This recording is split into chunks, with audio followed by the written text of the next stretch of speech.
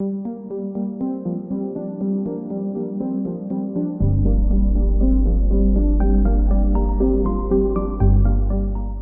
we'll be looking at another BioWare soundtrack masterpiece, the Mass Effect 1 score, this time by different composers. Jack Wall was chosen as the lead composer, with Sam Hullick, Richard Jakes, and David Cates joining in to support him. Taking influence from films such as Blade Runner and Dune, as well as the 80s electronic movement at the time, Jack Wall and the team focused on staying within an electronic sound with a few orchestral elements sprinkled in. This would eventually switch as the series progressed, becoming more orchestral. Compare the title screen music for both Mass Effect 1 and 3, for example. Uncharted Worlds was written by Sam Hullick, who later became the head composer for Mass Effect 3. Sometime during the development of the score, Jack needed assistance in not only completing the soundtrack by the deadline, but also because he was unfamiliar with a sci-fi electronic music palette. When various composers sent their demos to become the second composer for Mass Effect, one caught the eye of Wall with a particular piece of music. This music was none other than Uncharted Worlds, a track that Sam Hullick had created before Mass Effect had even begun development. Captivated by the song, the BioWare team decided to feature it prominently as the Galaxy Map theme, and hired on Hullick as the second composer. The key lessons we'll learn in Uncharted Worlds: we will understand how to select instruments that complement each other. This is one of the most vital processes of a composer.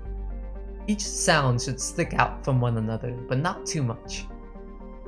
Reverb, delay play a major role in atmospheric music. Without delay and reverb, these types of songs would sound too bare, especially in a space setting such as Mass Effect. Let no melody shine over any other melody. Atmospheric music can often have many melodies, but it is important that none of these melodies should sound too surprising to us. Uncharted Worlds is the perfect epitome of atmosphere captured in a song. In atmospheric music, there are usually numerous melodies laid on top of each other. No one melody should stick out above the rest, and as a result, the composer creates this bed of sound. This is exactly what is going on in Uncharted Worlds. Hullick brings in one or two instruments gradually, and then gradually gives your ears something to attach to. I believe that he didn't have the entire music in his head, but rather wrote each instrument's part out, and decided to add additional instruments. Of course, knowing when to stop is important too, as many instruments can lead to clutter. A great atmospheric composer knows when to choose the right instruments so that each complements the other.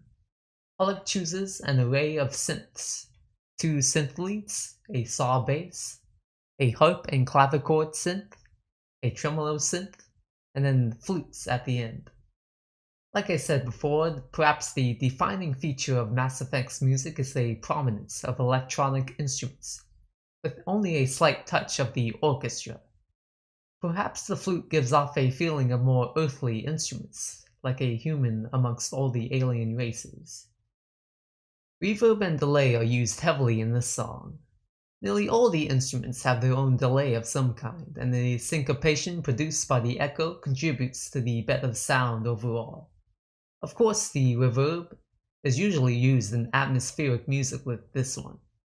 As we progress through the analysis of this song, pay attention to the delay that is used for each instrument.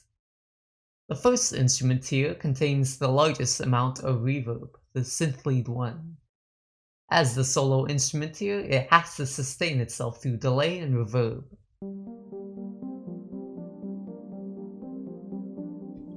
In the mixer, you can see that I added 3 reverbs, with the third being routed over here.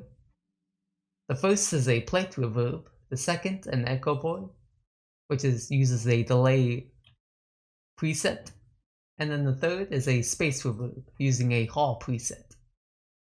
Going back to the pattern, in this 1 measure long pattern here, it uses the notes of the G minor scale, and establishes the G as the tonic through use of repetition. Even though this pattern literally remains unchanged throughout the song keeps switching your focus to new instruments as they are added.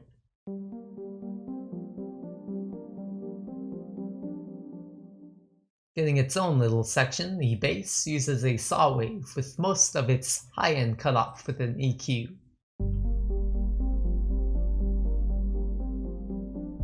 The bass, basically throughout the entire song, only uses the G, and sometimes plays an octave above to create some interest. Now the second synth lead is one of the more captivating sounds. Notice how it doubles the rhythm of the first synth lead but uses different notes. It also uses the G minor scale, and is also one measure long as well. It is also not surprising that the low G here, these two notes, stick out prominently. In fact, I use an EQ to really pick out those notes.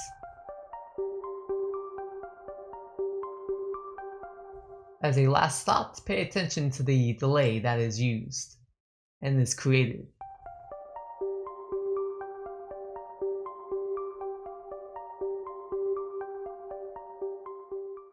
Two and a half measures later, both the harp and the clavichord synth are introduced.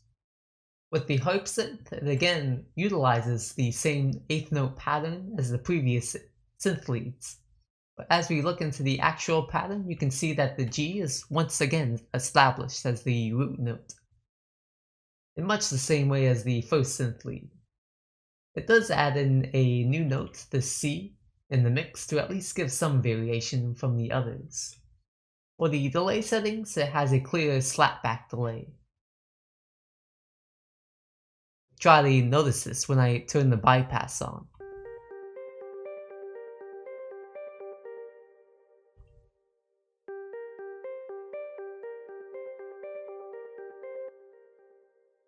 Now this slapback definitely does contribute a new type of syncopation in the music. The clavichord type synth is the first instrument that is a bit unlike the others. Instead of straight eighth notes, it opts for these almost hammer-on and pull-off type notes, or either the A sharp in the first two sets, or the F in the next two, or have a noticeable velocity increase from the note before. Now with the extra 16th beats filled in, there is now even more syncopation that is created. Let me play this for you.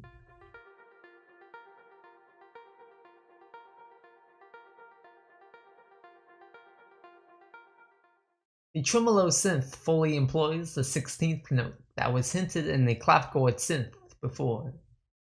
Guess what note it uses? I think by now that establishing a clear note, such as the G, is a vital aspect of atmospheric songs. Anyways, you can see that in my automation down here. Especially in this section, you can see that I gradually open up the filter as the song progresses.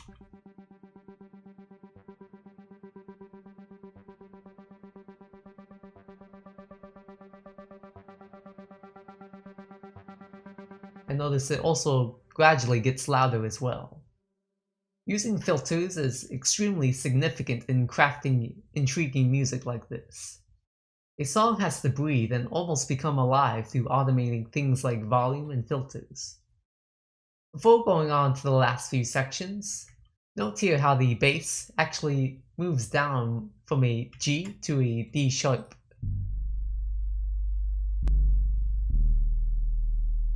Now this is still in the key of G minor, but it presents a slight mood change just before the flute section.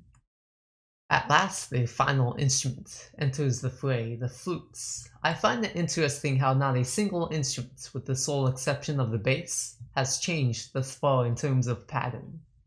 Like I said before, I always believe that the flute represents humanity in the Mass Effect universe, while all the other synthetic instruments, which some might consider as more alien, signify the other races. The melody here is pretty basic, using just the first few notes of the G minor scale. I do like how their first note opens up slowly, almost like it's appearing out of nowhere.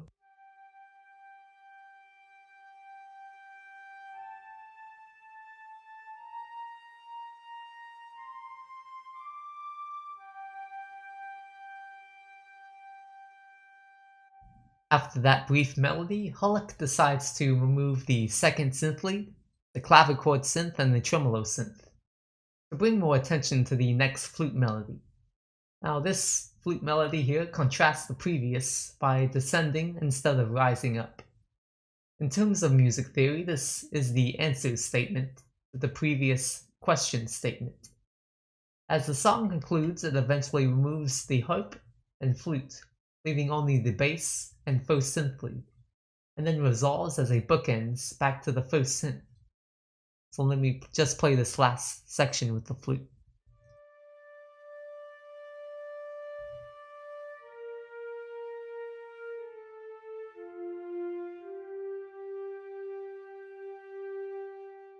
And now the most exciting bit, we get to see all the parts come together.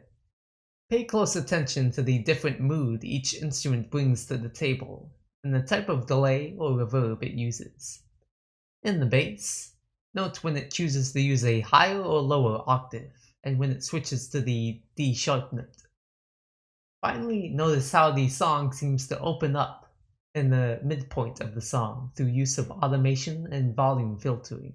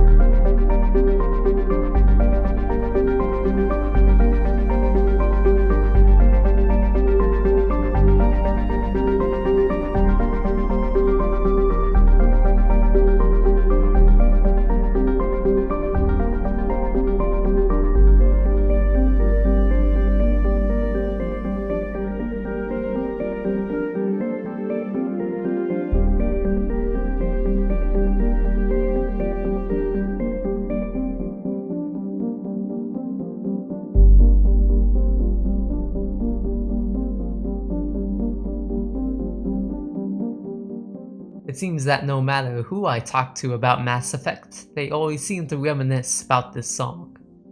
Uncharted Worlds is one of the clearest examples of how to effectively use music to enhance the atmosphere in games. Despite having a relatively simple construction, adding each instrument on top of each other and then removing them, it never becomes boring or stale or irritating. There are not many pieces of music that I can say that to. If you would like to know if your music can stand the test of repeated playthroughs, try listening to one of your songs over and over again to see how long you can stand it. You know you have a great song if the experience of listening to the 20th time is just as good as the first. Thank you for watching and listening. I enjoy putting together these analysis videos, and I hope I can show you the tips and tricks the great composers of the past have crafted into their songs. Thanks again, and I hope you have a fruitful day.